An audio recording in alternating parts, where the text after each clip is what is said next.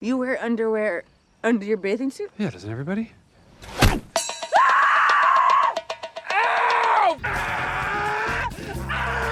Ah, if it isn't another Groundhog Day type movie. Palm Springs, Hulu's latest original starring Andy Samberg and Cristin Milioti, is actually pretty good. I mean, it's no masterpiece that is Happy Death Day 2. Stop global warming? You are gay! In this video, we'll be taking a deep dive into Palm Springs, explaining its time loops and what exactly happened in that ending. But before we get stuck in an infinite time loop, make sure to like and subscribe for more breakdowns, theories, and deep dives. Palm Springs is the story of Niles, a man forced to live the same day over and over again. Today, tomorrow, yesterday, it's all the same. Unlike movies like Groundhog Day, which take time for the protagonist to get into their loop, Palm Springs focuses on Niles, who has already lived this day hundreds if not thousands of times. He's complacent, thinks life is meaningless, and has given in that this is his fate. The only way to really live in this is to embrace the fact that nothing matters.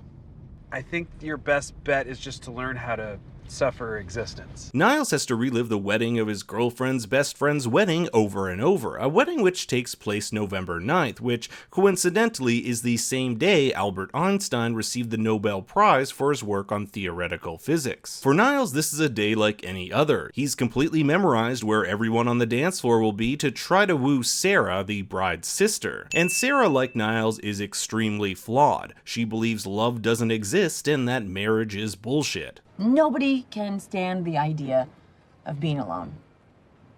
So we buy into this pageantry and celebrate its bullshit. So it makes sense that the man who thinks life is meaningless and the woman who believes love doesn't exist to get stuck in a time loop together for all eternity. You see, the night they're about to get it on, Niles is attacked by a man we'll come to know as Roy. Roy is also stuck in the loop. In fact, it was Niles who brought Roy to the mysterious time loop cave one night during a coke-induced bender. Oh yeah, there's this cave that has a portal in it that traps people in the time loop. The problem is there doesn't seem to be a way to end the loop. If you go into the portal, you just wake up and start the day over again, but if you don't go into it, you'll wake up and start the day over anyway. There's no escape. Roy holds Niles responsible for getting trapped in this loop and often comes looking for him to torture. He believes marriage is a bottomless pit, but as we'll find out later, he lets go of his hatred towards Niles and embraces his life. Hopefully Niles can learn that he can change too.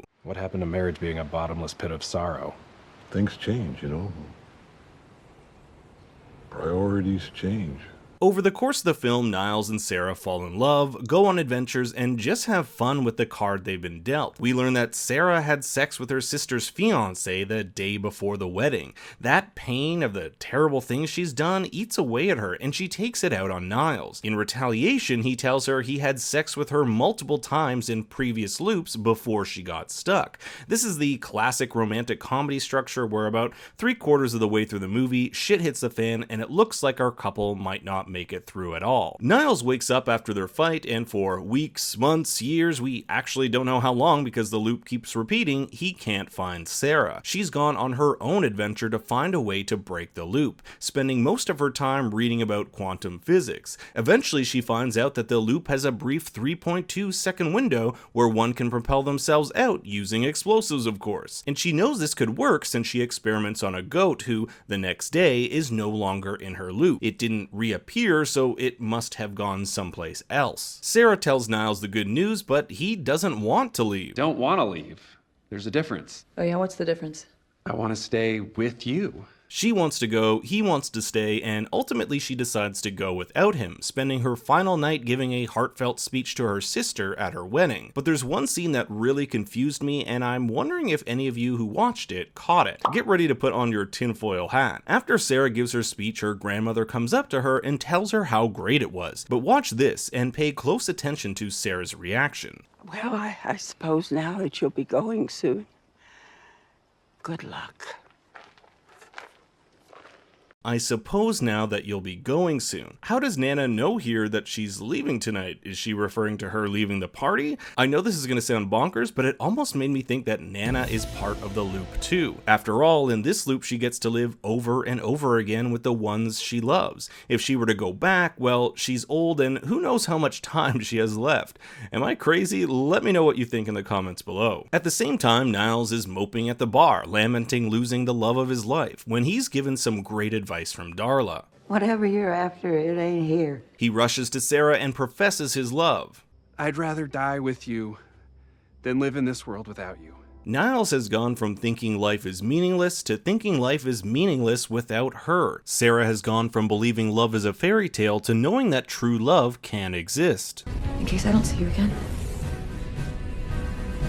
I love you too. They head into the portal and detonate the explosives when we next find them floating in a pool together, and there's a brief moment of wondering whether or not their plan worked. Niles says he should go pick up his dog now, considering the plan did indeed work as the owners of the home they've crashed arrive. It's November 10th, and the day has gone forward and they've successfully broken from the loop. But more importantly, they've broken their preconceived notions of love and existence. Through their love, they've realized life is worth living. The camera pans upward to reveal in the distance a pack of Brontosauri? A nod back to the night they were high on mushrooms. I imagine some people may interpret this as them still in some weird alternate reality, but I personally wouldn't go that far. It's just a fun way to end the movie. However, there is one final scene shortly after the credits which lets us know what happened to Roy. He is still in the loop, and at the wedding goes to Niles telling him that Sarah's theory about getting out of the loop is crazy, but it just might work. Niles, however, has no idea who he is, thereby letting Roy know that Sarah's plan worked and that he and Sarah made it out of the loop. Overall, I gotta say, I enjoyed Palm Springs. Andy Samberg and Cristin Milioti have great chemistry, and it was a fun twist on a gimmick that has been overdone. Thanks everyone for watching. Make sure to like and subscribe and leave a comment below. For more bad takes, you can follow me on Twitter at ThinkStoryYT.